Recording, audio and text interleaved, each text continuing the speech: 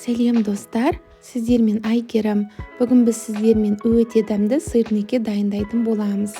Мен осы рецепті ұзақ іздеген болатынмын және де таптым. Бүгін сіздермен осы рецептпен бөлісетін боламын. Рецептім сіздерге ұнайды деген үміттемін. Видеомды соңына дейін қарап, міндетті түрде жасап көріңіздер. Каналыма тіркеліп кетуді ұмытпаңыздар. Бізге қажетті заттар сүзбе, 2 жұмыртқа, 1 жұмыртқа қосса да болады. Жұмыртқаның көлемі кіші болған жағдайда 2 жұмыртқа қосамыз. Ұн, менде мына жерде 2 ас қасық ұн. Және де қант қажет. Менде мына жерде 3 ас қасық қант. Құрамдардың барлығын описание бөліміне жазып кетемін. Сол жерден көре аласыздар. Ең алдымен сүзбеге 2 жұмыртқаны жарып саламыз.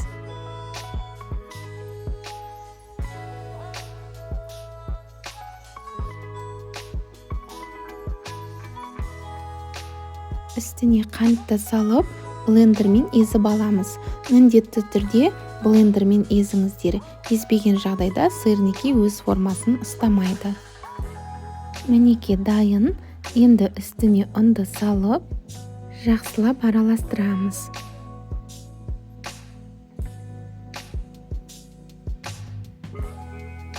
Мінеке дайын. Осындай тақтайшаға ұнды сеуіп, қасықтың көмегімен қамырды салып, ұнға аунатамыз.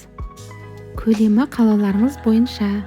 Енді 2 қолымызбен қамырды айналдыра отырып домалақтап, сырнекенің формасын келтіреміз.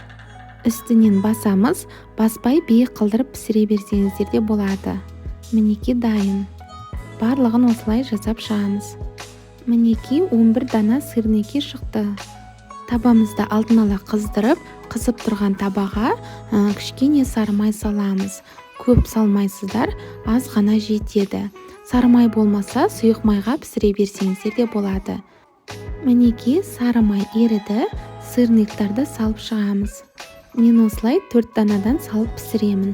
Ұзақ ұстамаймыз, 2 жағында қызартып пісіріп аламыз. Келесі бетіне аударамыз. Келесі беті тез піседі, сондықтан ұзақ ұстамаңыздар. Қарап тұрыңыздар. Мінеке дайын, шығарамыз. Барлық сырнекеларды осылай пісіріп шығамыз. Сырнекелер дайын, өте дәмді ерекше болып шықты.